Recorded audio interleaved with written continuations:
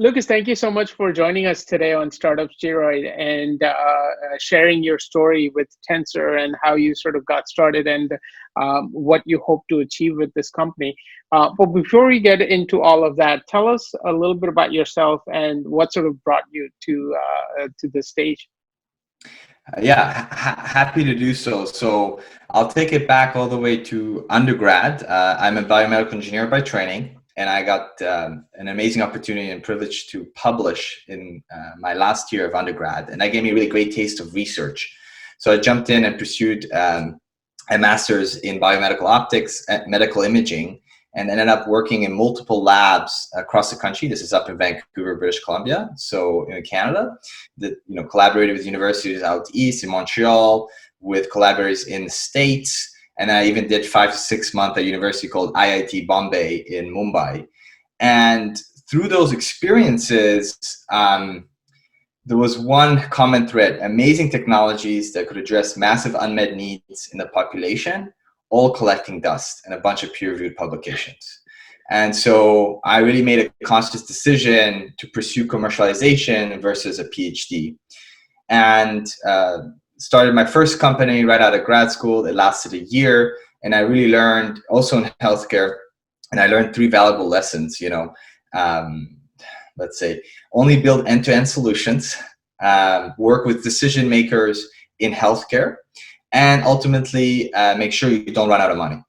And the reason I was so passionate about commercialization is I grew up my whole life in business. So we have had multiple family businesses. We have a venture-backed family business, past a Series A, and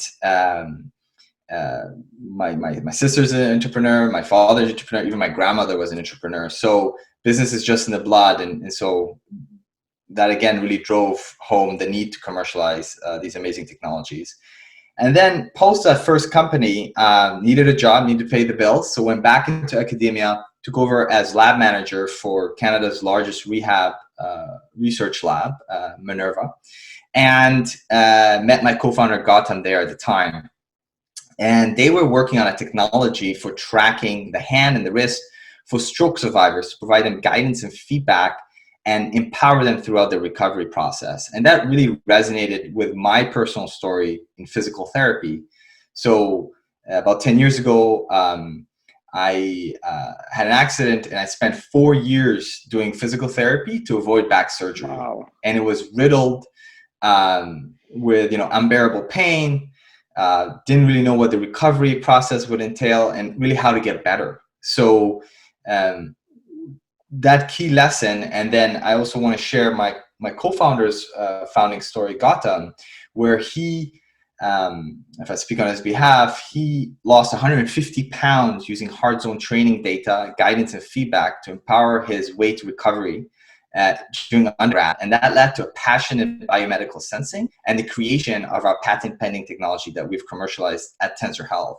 So those 2 stories really come together at BIT or TENZR Health in the sense of we're really about providing patients with the data, the guidance, and feedback they need to kind of empower them, to motivate them throughout their recovery journey. So here we are today. That's fantastic. What a amazing story. And you and Gautam both have achieved some amazing things with your body and recovery and all of those things. So kudos to you on that. Thank you. Now let's sort of get into the story behind this venture and how you said the initial idea was really born in a university research lab. So tell us about that and how you sort of, that initial concept was to commercialize it. Yeah, so we worked on the tracking technology to track the hand, the wrist, and the elbow at the R&D, and really prove out the technology and do it in a wearable. So I'm just gonna bring it up to the video right here. It's quite simple and right at the wrist, and that was not obvious at the time, and that we were capable of doing that. So the initial challenges for the company was, first of all, does this work with folks that have injuries and impairments? And so Gautam, while working full-time for a Class 3 medical device company called Lung-Pacer Medical, he achieved a lot with that. He did his master's as well to prove it out with stroke patients and actually got that all published, which was an amazing win from a tech perspective.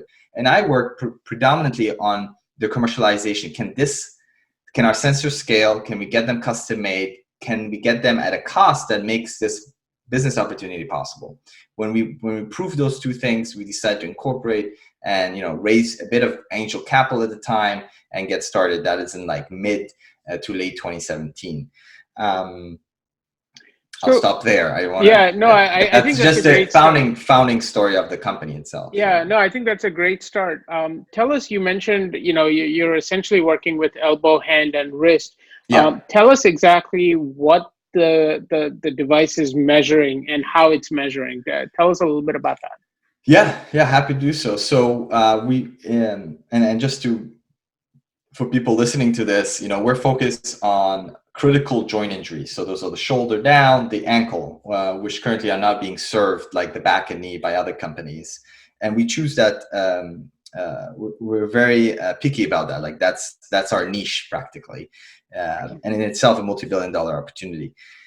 Taking a step back from that, the technology measures wrist angles, so up, down, left, right, and rotation, how much you're rotating from the elbow. It's called supination, pronation, extension, flexion, ulnar radial. And as well, it measures tendon and muscle movement at the wrist. So if everyone who's watching this, join me in a quick exercise. Val, you included, please. Take your right hand, place it on your left wrist like this. Perfect. Yeah, make a fist. Open your hand, wiggle your fingers, go up and down. You should be able to feel the tendons and muscle moving here.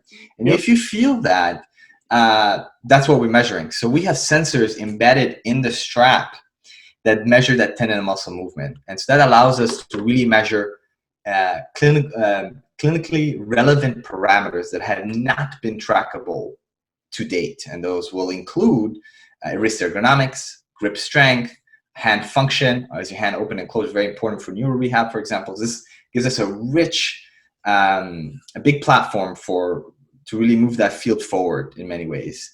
And then so the wearable does the tracking. We send that data to the software. And what the software does is we've turned your boring rehab exercises that are currently now on piece of paper into fun, engaging games that tell you where you're in recovery and where you need to get in your recovery.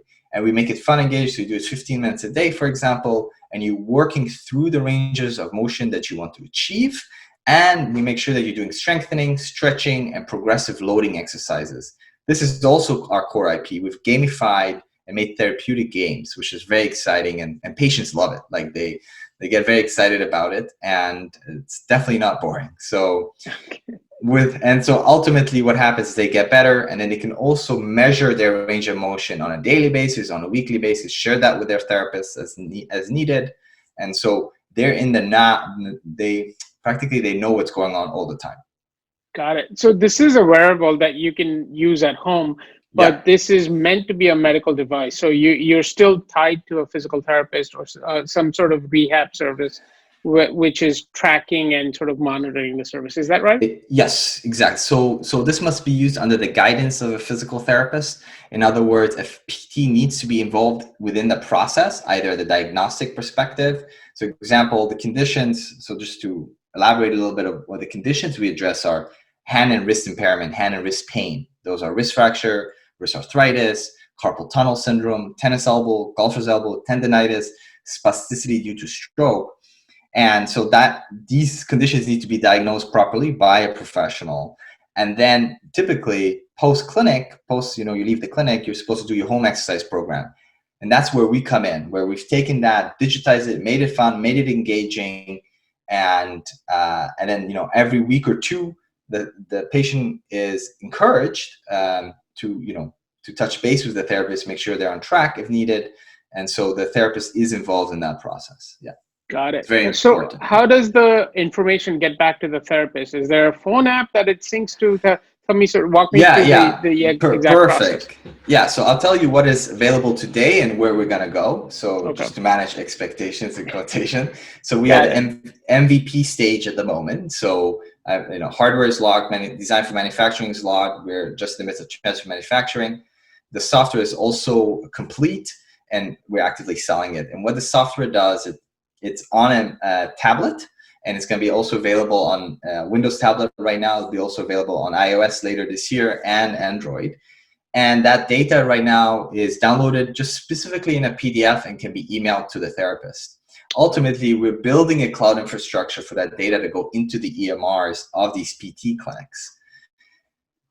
But we don't have enough PTs right now. We work with dozens of PTs at the moment, and the email solutions happens to work extremely well for them. It fits within their workflow, doesn't add any extra cognitive load.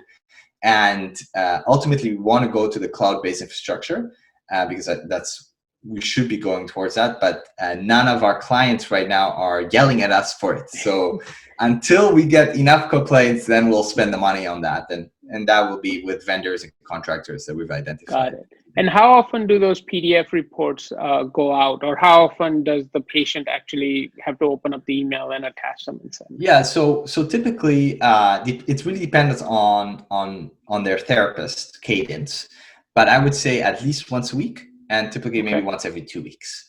So think about the normal recovery process, Val, where you have an injury, you go into the PT clinic, you get diagnosed, you get about 10 sessions spread over a handful of weeks, or it could be 6 to 4 months at times. So you go into the clinic every 2 weeks, or once a week, or twice a week. It really depends on the cadence. So we right now on average has been once a week for the patients, and we have a small number of patients. Right, we're just about to launch. So now we also have to think about safeguards as far as patients overexerting. If we're introducing gamification, we sort of have to worry about the extremes. Are there any safeguards on what you ask the patient to do, or what they are what they may feel like they're forced to do? Yeah, so that'll be great. There'll definitely be a feature walkthrough video provided to the audience here. But typically, and I'm going to try to make it simplified as much as possible. But let's say you have a limited range of motion here, and you really want to get to this range of motion. Mm-hmm. You're gonna, over a couple of weeks, work through that range of motion at 30%, 50%, 80%, 100%. Right. And so the initial recovery is bounded 30 to 50 to 80. So the games, the movements that you need to follow will be within those bounds. Now, the device doesn't stop you from going over that bound. However, we have haptics in the device that can vibrate and warn you if you're going over that threshold where, we don't want you to go over that threshold because you might injure yourself more. And then that increases your recovery process. So we have the visual bounds in the game, and then we have actually haptics in the device itself. Perfect. Okay. This sounds great. Let's talk about the timeline now. I understand you got started around 2015, but initially it was just a concept, sort of a part-time idea. Walk us through that initial period and what the game plan was at that time. Definitely. So a bit of history of the company. So 2015 is kind of when we set up shop. We were both working on it evening and weekends. And then in mid 2017, we had a prototype that I believed was sufficiently robust. It was probably a TLDR, so technology readiness level of, we started at 0, if you think about it, and brought it up to probably a 6 or 7. And that was sufficient to excite a few investors, and we raised a modest amount of capital in 2017 to really start the commercialization process. At the time, we were focused on stroke rehab, enabling feedback for stroke patients. And people in the VR AR industry got wind of what we were able to do in full transparency and said, could we use this technology for hands-free tracking in VR AR, so no controllers, which ultimately sounded like a fantastic use case.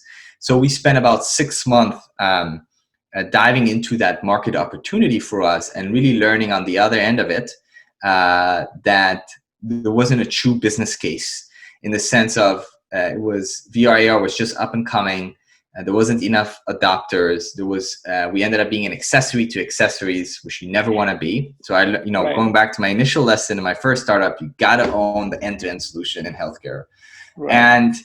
And we also got into Techstars in 2018, and they really helped us focus on the unmet need, the pain to solve in the market. And we went back to hand pain, wrist pain. And it turns out that about 30 to 50% of PT's upper extremity, which is shoulder down. And all of the conditions I shared earlier in the interview require similar rehab modality. So same stretching, strengthening to get full mobility back. So it was an amazing opportunity beyond stroke. So we widened it to include orthopedic and neurological conditions. And that, practically at the moment is one out of, there's 30 million Americans suffering from those conditions. Wow, that's almost 1 out of 10, which is a huge market opportunity for us. And that's a niche. And then our technology itself is, with the exercise, you can put it anywhere on the body that has tendons and muscles. So, naturally you could put it at the shoulder, the hip, the back, the knee, and the ankle, but we're focused on critical joints to start things off. So we graduated Techstars 2018 with our focus on healthcare, building this out as a medical device, and we worked very hard to build out our medical advisory board, our clinical partnerships, run different pilots in clinics at the time, because our go-to-market was to sell into clinics first and then sell to patients. And then the pandemic hit. And, we were days away from launching it for in-clinic use. And what did COVID do? It closed the clinics temporarily for 2 months.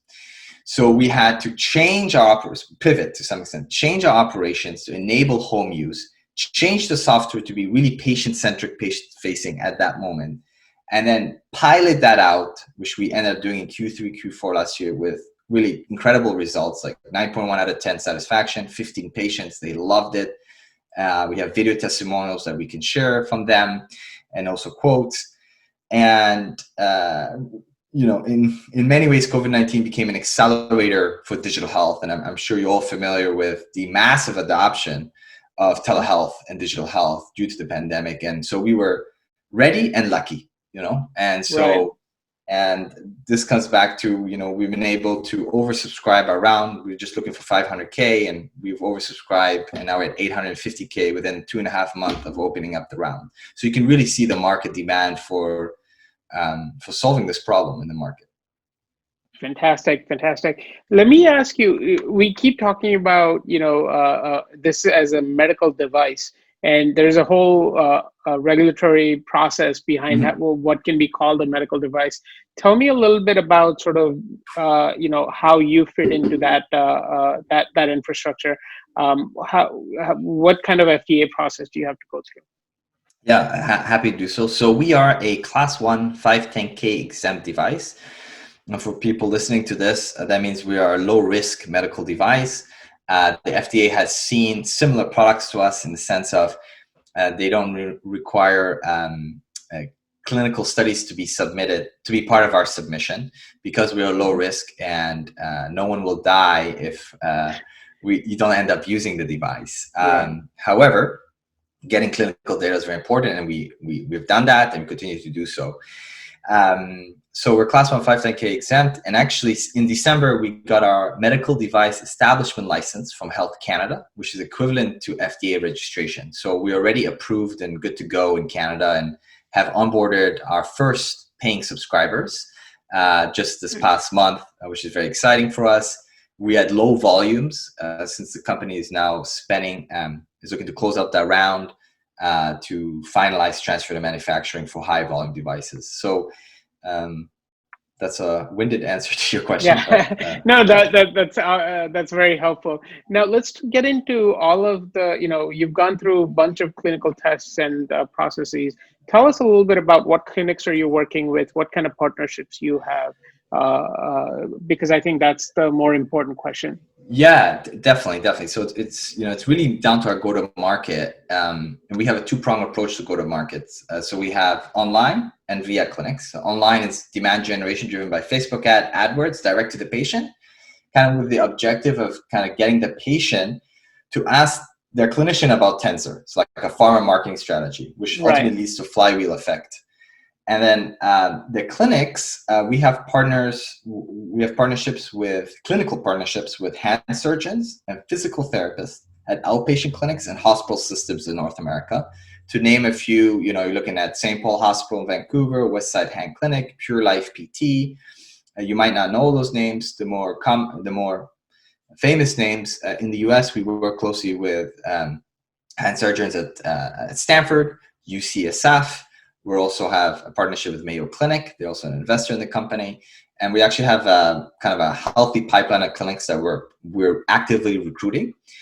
Yeah, I think that answered. And that's for patient referrals. So we're looking for these clinics to refer patients to TENZR. Fantastic, fantastic. So I think that brings us to essentially where we are today. You've already done a clinical trial with 15 patients.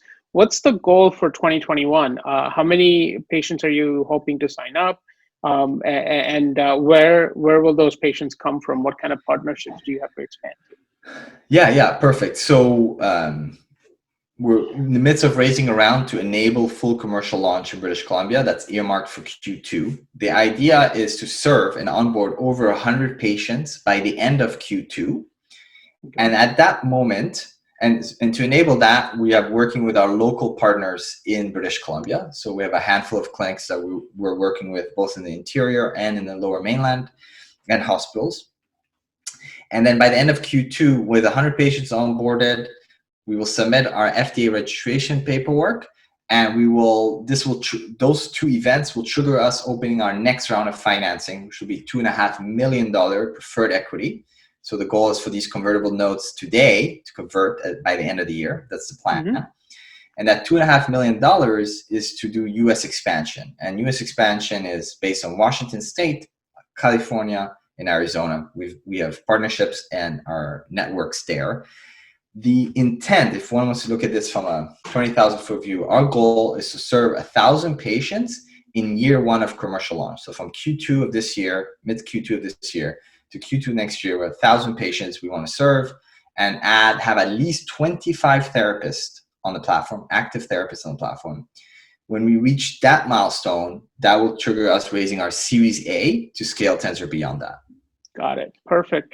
Yeah. That's a very clear goal. So I'm really happy with that. One thing that we didn't really touch on are all of the extracurricular activities that you've done. I know you had some success in 2016. I want to sort of find out about what other things you have planned, but let's start with that. Let's talk about. Yeah, definitely. So in 2015, 2016, I had, again, the privilege, opportunity to lead Canada's team to the world's first cyborg Olympics called Cybathlon, which is, you can imagine, the Paralympics, but with powered bionics. And our team specifically worked on upper extremity. It's a bit of a theme. And our pilot, Danny Latane, at the time had a transradial amputation. In other words, he did not have a hand or wrist. And we used sensing technology, biomedical or sensing technology on the forearm. And in order to decipher with machine learning, decipher his intention to drive a bionic hand, so an artificial hand, and compete on the world stage to do.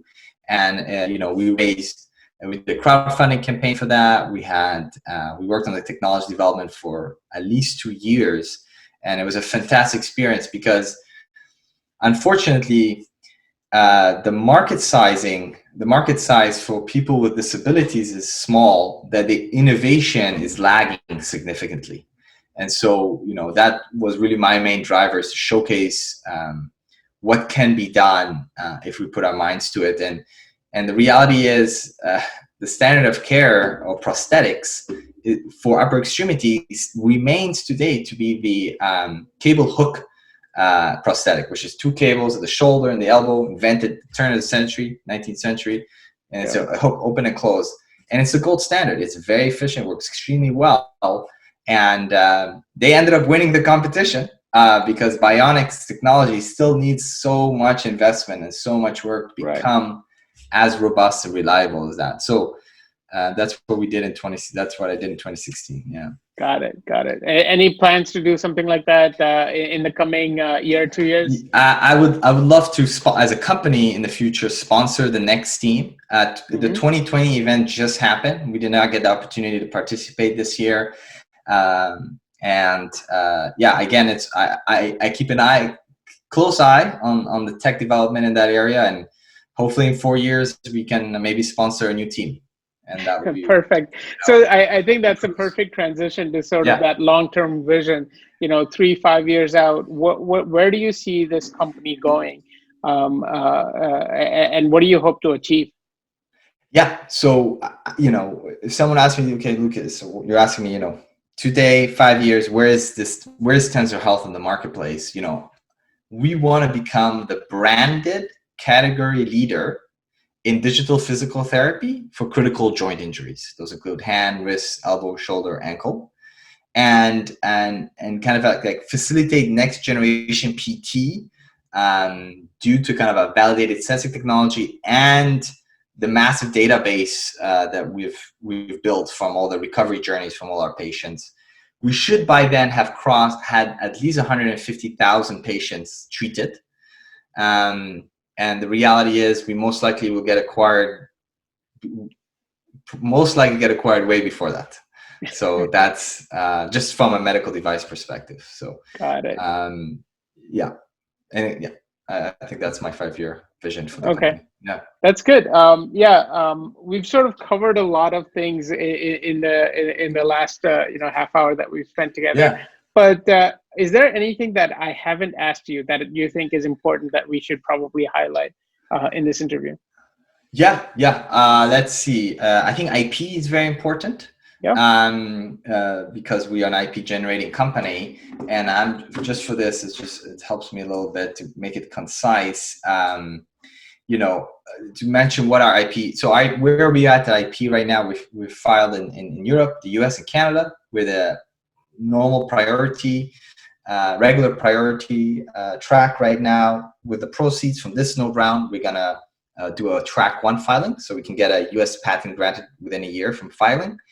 And the IP itself protects novel sensors and hardware required to capture the muscle and tendon movement at the wrist for all critical joint injuries, and the signal processing and data methods that we developed to be able to track those limbs. We've also patented the methods of use of the device to fit within the therapy workflow and crucially to reduce the risk of injury. And because of our strong IP position and potential, we work with Wilson Sonsini, full transparency for investors on the call. They're also investors in the company. So they invested $50K cash, not services, cash into the company. So I would like to highlight that we have a strong IP position. And that's just one aspect of our IP moat, beyond the secret sauce, our clinical partnerships, and our strategy, really. Absolutely. Fantastic. Really well done.